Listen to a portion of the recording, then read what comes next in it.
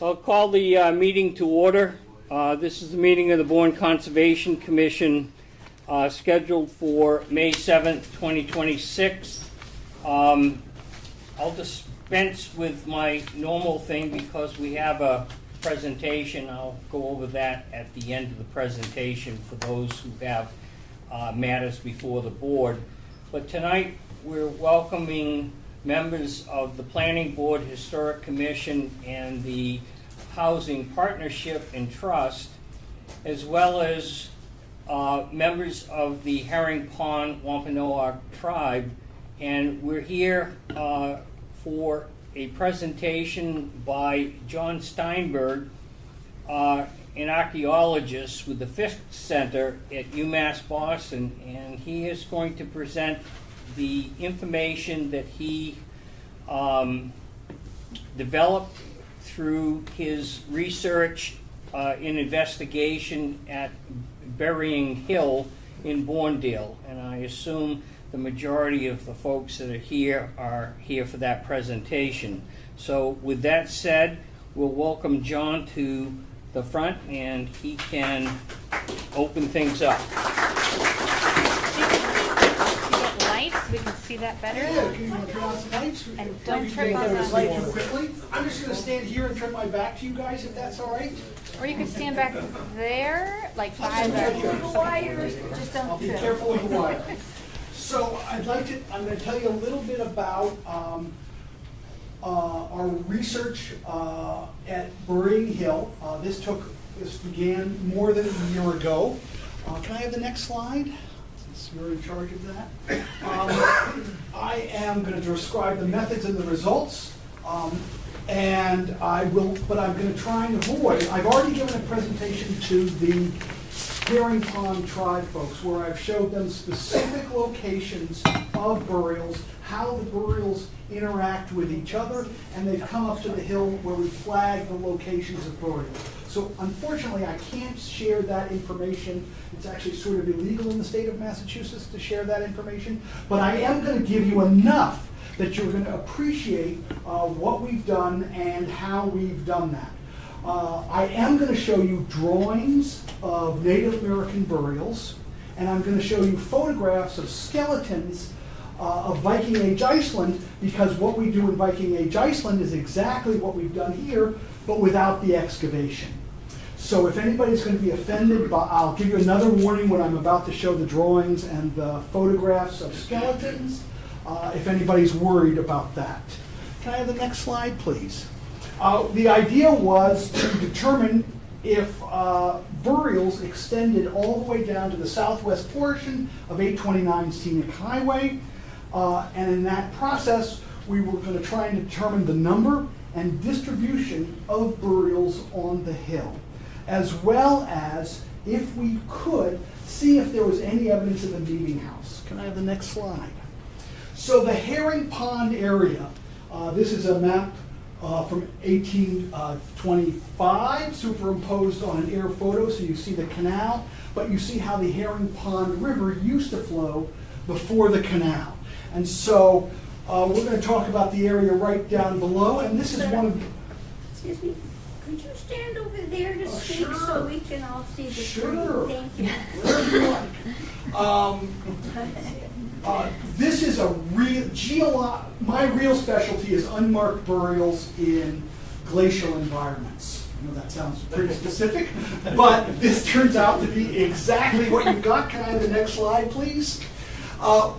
Bournedale specifically is at the point of a giant two moraines. So it's essentially two lobes of the Laurentine ice sheet that have stopped and moved back and forth a little bit and then melted. And this leaves one of the more interesting geological environments. Can I have the next slide, please? Where you have a series of kettle ponds, canes, drumlins, and outwash plains. And you'll see this all because when we do ground penetrating radar, these are the kind of deposits that we see. So you see the little, see the little dots? Those are really important. So those are canes. And many of the burial grounds are put on cames because they're really easy to dig in because they're all sandy. And they drain well. Can I now? Sorry. So the idea is, and you'll see this exact thing, that the cames are little piles of earth that were deposited by the glaciers, and then at the same time there's little absences of earth that go way deep, and those are called kettles. And so you see both in the same environment, both kettles and cames. Can I have the next one? And so that's what these are. All of these little hills dotting the area between the real beginning of the moraine at Herring Pond are all of these little things, and right down at the bottom in little blue is the lot in question. Can I have the next slide, please? We have some really good maps of this area. Because of the possibility of the Cape Cod Canal, we really know what's going on. There are two potential structures on the lot in question. One, as you can see, is marked P. Ellis. You guys see that little square up there? So that's one of them, and you can see where we did the survey. This is an 1825 map. Can I have the next one, please? And in 1857, this is the boundary, part of the boundary of Plymouth and Sandwich, I guess, in those days. And I'll show you a close-up of this. Can I have the next one? Is another Ellis, E. Ellis, which looks right in the corner of that lot. Why that's important, because either one of these, as well as the school that still stands, probably give or take in the same location, any one of those could be the location of the meeting house. And this one, P. Ellis, may be visible, I don't think it is, but may be visible on the LiDAR right there in that little dot next to the, well, it's hard to see, but there's a little dot right in the corner of the bottom teal square. That may be part of the E. Ellis house. Any one of those could be the meeting house. Can I have the next slide, please? So that what prompted this was a substantial change from 2006, where this is the air photograph from 2006, can I have the next one, to 2007, where a large hole was excavated out where a motel used to be. And that then spurred all of this research. Can I have the next slide, please? One, did this impact the burial ground? And two, what about the meeting house that supposedly was there? So the meeting house, the constellation of meeting house, burial ground, and village, these three things go together in lots of different places. So Mashpee, in fact, in some ways, Natick is the most famous, and that's been partially excavated, as well as here. So these three things go together, but we know relatively little about the constellation. Meeting houses get moved all the time. Sometimes they don't have foundations. But in Canton, they do have really good evidence of what a meeting house looks like. That's done by Bourne. Oh, I apologize, John. I just wanted to add real quick, there's been some false information put out online that there's going to be excavation with this project, and I just want to make it very clear that that's not true. There's not going to be any excavation with this project. This was a non-invasive ground, sorry, I should have said that. This was a non-invasive ground-penetrating radar survey. Now, it's true, we do this in advance of excavation, but we don't normally excavate. I excavate a lot of burials in other places, but not here and not now. There are so many other better questions that we need to focus on, and I'll present where I would, what I would do for the next steps at the end of the talk, if that's all right. No, we're not going to excavate. Sorry, that's sort of three. What am I'm talking about meeting houses. So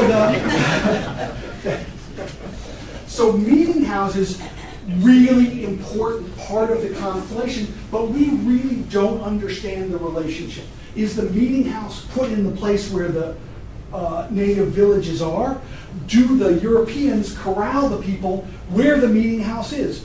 Nobody knows, and it could be different in different spots. And we have relatively little information. So anything we glean about the relationship of settlement, colonial meeting house, and burying areas is really important because it's really a mystery. But we know these three things go together in almost all cases.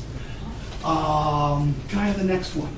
And maybe Richard Bourne and John Elliott. John Elliott is the better one. He does Natick and Canton and all these other ones. He's much better known, but they both write about it. So we should be able to do better than we're doing now.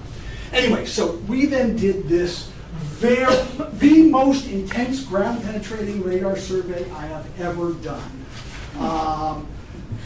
This took a whole week of going back and forth. Within the little area that's cleared, we collected over almost 5 kilometers of linear data. This is one of I think I'm super proud of this survey, and it really did good. Can I have the next one, please? Ground penetrating radar is a little weird, and so I'm going to give you just a quick 5-minute primer on how ground penetrating radar works. It sends microwaves into the ground when they encounter mostly a change in moisture. Is this okay? Am I doing all right? Mostly a change in moisture, we get some energy back. This is the same sort of technology that the FAA uses to flying planes, except we've got to go through the ground, hit the thing we're interested in, and then come back up through the ground, and the energy decreases with the square of the distance. And these give very strange readings, but once you're used to the readings, I hope by the end of this lecture, you'll be able to understand them. Can I have the next slide, please? So when we encounter something, it gives this series of anomalies. You can sit there, it's okay. Yeah, I'm going to. But what it does is an artifact of the method is it gives the thing these sort of wings going down. Once you get used to looking at them, they're pretty easy. And we can do this in any kind of flat environment. Can I have the next slide, please? And what they do is the raw data is a radargram. That's the black and white thing. And then we can slice those radargrams to get a map of the subsurface. And we can map things at different levels through the ground. So it's a 3D technology. Can I have the next slide, please? So a lot of times this is used for utility detection, and once you get the hang of reading this, you can see the map and the radargram in black and white, and they correspond. It's a little hard to read once you get the hang of it, but once you do, it's actually quite easy. Can I have the next slide, please? So, and you can see, this is a Japanese burrito done by my colleague Dean, you can see different levels through things. Sometimes we curve it to the surface. Sometimes we're interested in having the surface flat because we imagine that the ground surface is what everybody's using, and we want to see the distribution of things with a given depth below the ground surface. And that's what we're going to do at Burial Hill. Next, please. Now, this is a really amazing technology that we get to use all over. Sometimes we can't use a machine like this on Burial Hill, too many trees. But in open fields, it works great. This is a Scandinavian example where there's a series of ship burials. Viking chiefs from about the year 900, and one of them was completely plowed away. But with ground penetrating radar, you can begin to see, you see the mound and the ship, and if you look really closely, you can even kind of see the keel. You see that line going down? Yeah. You see the line in the middle? It just flashes upward. So this looks pretty great. But when we got in there, all the wood was gone. So we actually got a better view of this ship with the radar than we did by actually excavating it. All that was left was little bits of iron rivets, and the soil stains, you can see the keel, that was mostly turned into soil. So we could see it, and we could excavate it, but there was hardly anything left. Can I have the next slide, please? So we've done this in lots of places. I go all over the world with this kind of technology. Next, please. And this is a one where we did a Viking Age longhouse, where you can see all the parts. And I'm going to show you the different slices on the way down. And the most important thing you'll see is the longhouse, and at the bottom of the screen will be the smithy where they made iron. Can you do the next slide? So see the walls of the longhouse as we're down 20, 30, 40, and then in a second you'll see the dark red of the really strong reflections we get from the smithy. See that? Kind of. We don't need to excavate, right? We can see where this stuff is sometimes. Now, we only can do this because then we ground truthed it, and we realized where the Viking Age longhouse was, where the walls of the smithy were. So now sorry to give you this thing, but can I have the next slide, please? One of our most fun things we do is we do a lot of unmarked burials in churchyards. This is a Viking Age churchyard where the Vikings go from Odin and Thor to Jesus. They build churches like this with round churchyards and a small church in the middle. Whoops, one more. And this is what it looks like from the top down. So it's got a very distinct shape. So we were doing a bunch of these. Can I have the next slide, please? And we were doing a bunch of longhouses, and somebody said, hey, what's the circle down below? I said, oh, we don't know there was a church here. So then we did it again. Next, please. And we found the church and a series of what we thought were burials. But we had done such a fine job that for the first time, we were actually able to compare parts of the body that was buried with the radar, and I'm going to try and teach you how to do that today. But I'm going to show you some human remains, if that's okay, because that's what we do. So this was the burial at the end of the church wall. And see this thing with wings there? That's what a burial looks like in ground-penetrating radar. Not particularly spectacular, but there's a whole series of very specific readings of this black and white, because when the radargrams hit a void space, when the radar waves hit a void space, they speed up. Can I have the next slide, please? Yeah. And so you can actually see here the cut of those lines and then those wings, and actually you'll see how the black and white are next to each other. That's how we know that the radargrams speeded up. The radar waves speeded up. And this is a close-up. And so they hit some air. Next, please. And so this is the feller. He was probably a thrall. One of his arms was badly damaged. Next, please. But we were able to look at the specific readings all the way across and see them. Next, please. And so specifically, see how where you have the black and white next to each other?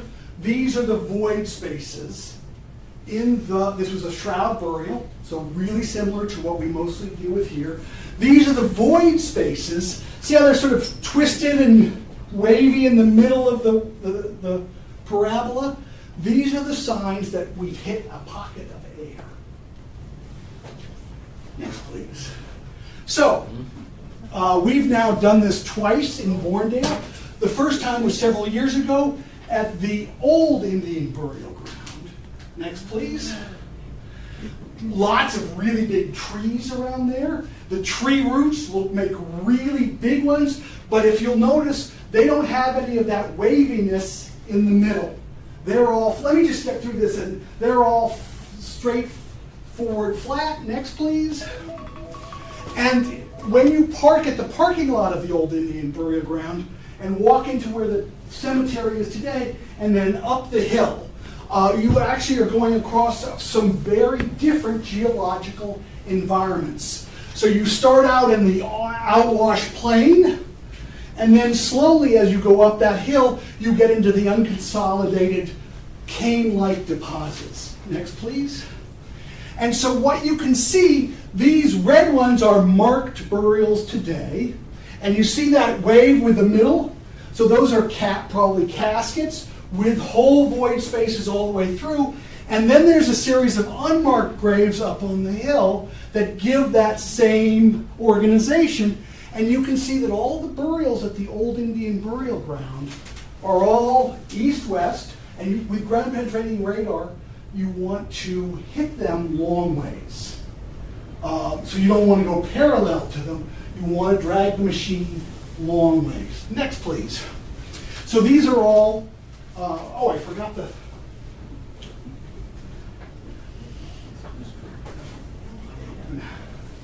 this is what Burial Hill used to look like, looking out towards the Bourne Bridge.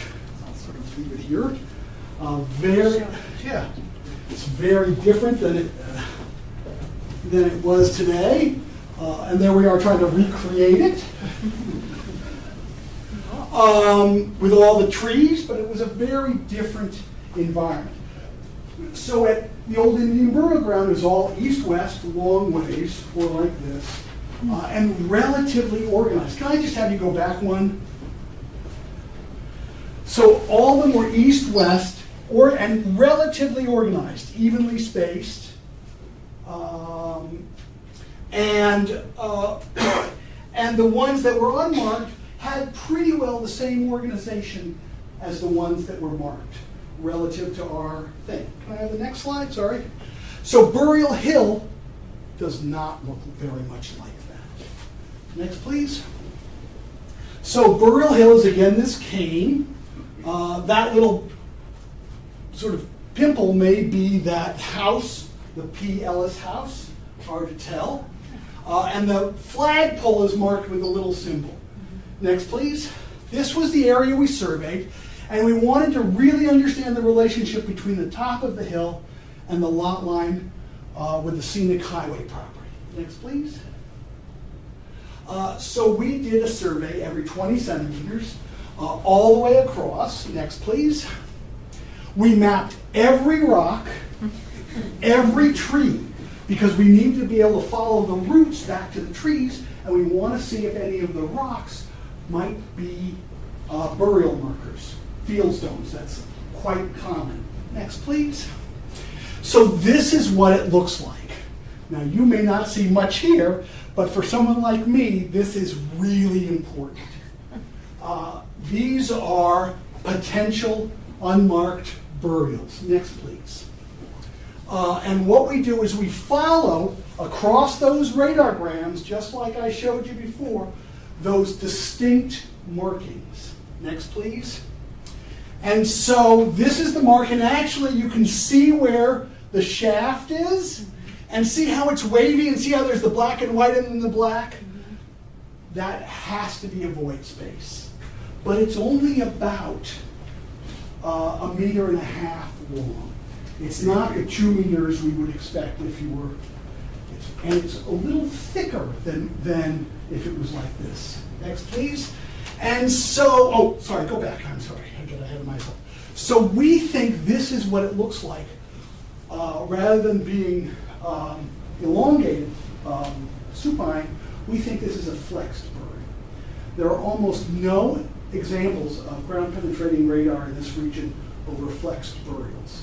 So we don't have much to compare this to, but we think that this is the most logical interpretation.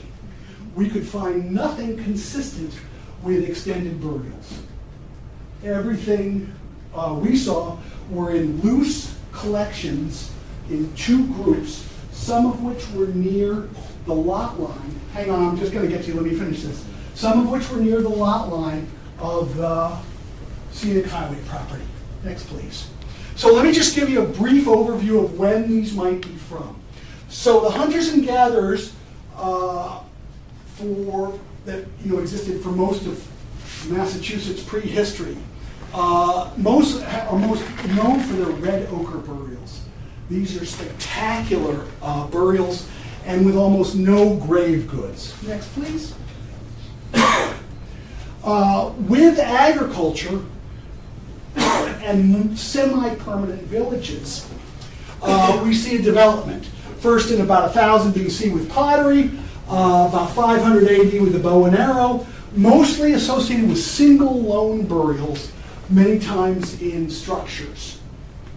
Starting at about 1000 AD, going into 1500, there becomes corn agriculture, maize, and there you start to see lots of flexed burials, and over time, burial areas turn into burial grounds, turn into cemeteries.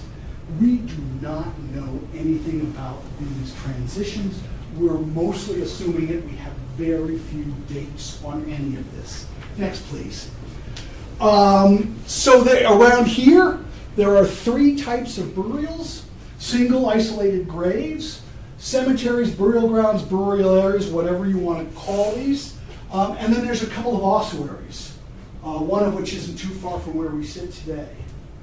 I'm going to show you some pictures of what all these look like. Next, please.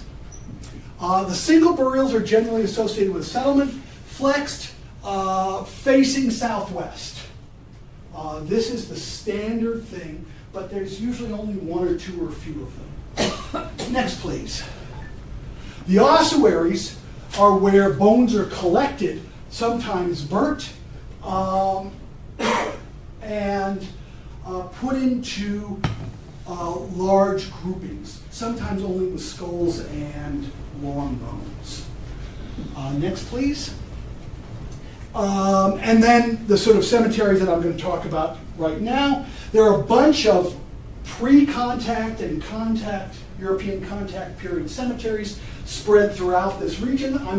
Next, please. I'm only going to talk about a few and just briefly. Next, please.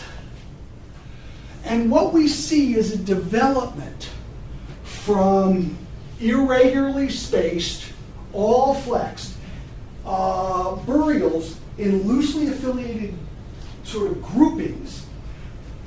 But the cemeteries, what you'll notice, have relatively few burials. So Titicut has maybe 18 or 20, West Ferry maybe 75 people in 60 internments, Rhode Island 1,000 has 48, Burge Hills have 42. These are not huge things. These are generally well less than 100 burials. Next, please. Titicut is probably the earliest. We don't have much knowledge. This was excavated, I think, in 1920. But most of the burials are facing southwest, all flexed. And you can see how sort of these are not rigidly organized. Next, please. West Ferry, I think, is the best analogy for what we're seeing at Burial Hill. But again, nobody has done this on a hillside. Most of the other ones excavated are in plains. Next, please. By the time you get to 1670, things are much more organized. Next, please. And by the time you get to 1700, the Christian traditions have partially taken over. There are fieldstone markers. Everybody's long ways, and many of them are east-west. But you'll still see that that not everything is completely Christian. There are lots of people facing the southwest, lots of people at that angle. So the traditions continue to live on, even in a Christian environment. Next, please. So again, this is our readings of part of Burial Hill, and if we were to superimpose West Ferry on this, can I have the next one? We would see that, in fact, these are very similar. Flexed southwest with a relatively low density and scattered. Next, please. Finally, I'm almost done, folks. Thank you for those of you who have other business before the commission. I'll finish up. One of the most famous artifacts of all is found not far away. The Manomet Pot. Through the hard work of Grayson, we think it's from where the circle is in the middle of the canal. That's based on the description of where it was found and a map of the earlier version of the canal. So we think that if we're looking for the settlement that goes with Burial Hill, unfortunately, that's probably the best spot, which is now long gone. But not everything is lost. Next, please. What's weird about this is it was just a month before a ship got stuck and had to be blown out of the water to free it. And a month later, these guys find these pots on the side of the muddy banks, in those days they were muddy, of the Cape Cod Canal. That's probably not a coincidence. I would assume that those explosions essentially excavated that part. Next, please. So, the rock armor at 829 Scenic Avenue is about 27 feet into the Burial Hill lot. That's a long ways. We did not find any stones consistent with field stones associated with burial markers. The two potential structures are both on later maps, so we don't think those themselves are the potential meeting house, but they may be in the same location, and the school might also be in that location. That's a common part of that constellation of burials and meeting houses and villages. Next, please. We found at least 15 burials in two groups. Very flexible, loose organization, not rigid, all consistent, facing south to the southwest. And we only surveyed about 12% of the lot, so not a huge area, but it was a giant survey. We could not find any of the remnants of the meeting house. That's not uncommon. If they don't have basements, it's very difficult to find. Next, please. So, what do I think the next steps are? I think this is a map of the way the Herring River used to flow before the canal. Somewhere between the Bourne Pot and Burying Hill are probably the remnants of the village. What we should probably do is, can I have the next one? These are the modern lot lines. And you can see this is from 1827, many of the modern lot lines still follow the old field lines of this map. This is a really accurate map. What we ought to do is begin to think about which places might have possible preservation of these earlier settlements. Because if we could get dates on those settlements, this would really solve. This would begin to put what we found in Burial Hill, which would suggest very early burials. And this would then set us up to understand what Richard Bourne and Thomas Tupper were doing. The village was probably already there. But we're just guessing. We have so little data. We're just beginning on this really hard and really rewarding process. Thank you all for your attention, and I appreciate your time. I'll try to answer any of your questions if we have time, or do you have? Ask the chair. Yeah. Oh, the chair. Go ahead. Do we have time? Or I'm happy to stop. I hope I didn't. Take some questions. Yes, please. What was your motivation to start this process? Were you invited to do this, or Yeah. was this your personal? This is initiative both. for this collective? Both. So many years ago, I was contacted by the historical thing to do I specialize in unmarked burials in glacial environments. One of my things. I work a lot in Scandinavia, and I work a lot around here doing both of those. And so when they thought about putting a canoe ramp in on Herring Pond, they called me and said, hey, is this gonna hit some burials? And we had a look. And that's how we started. And then when this 829 Scenic Highway problem came up, Jackie called me actually and said, hey, can you do anything with this? And I said, oh, yes. We know so little that even if I do a bad job, we'll still learn something.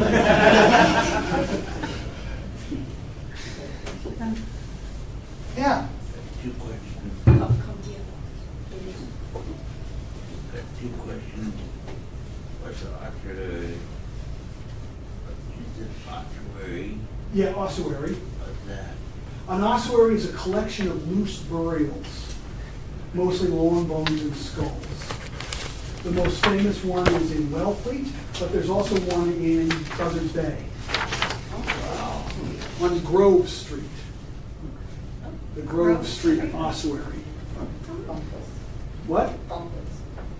That's the name of the place. They call it. Oh, I didn't know that.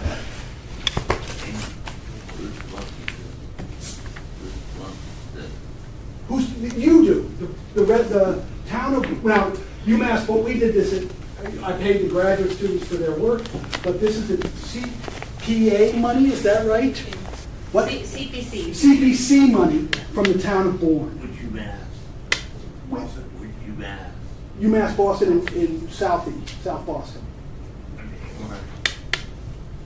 Are they orange? Ah, He thought you Okay, okay. Oh, he told me big I one. will tell you, you won't go.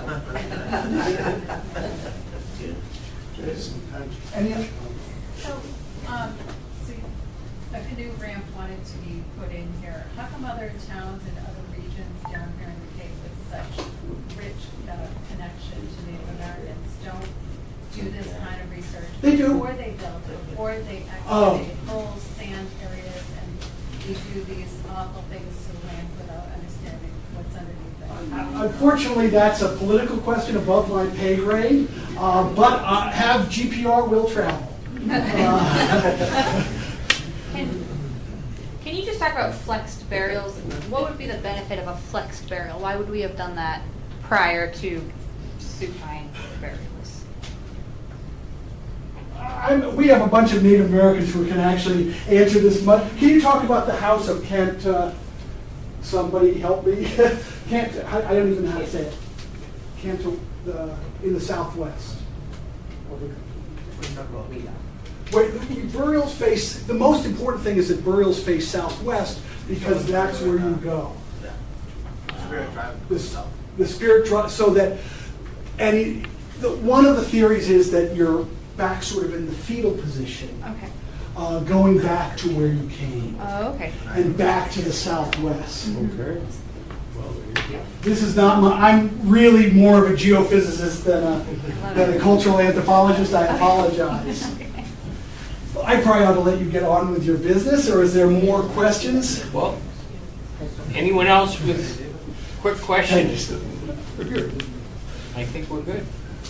This was awesome. Thank you. I'm happy to answer your questions outside. Thank you all very much for your patience and for those of you Thanks for coming. Good. Yeah, very welcome. So how many grades are there? Probably, if we surveyed 12%, we found 15. So, That's good, thank you. thank you so much for letting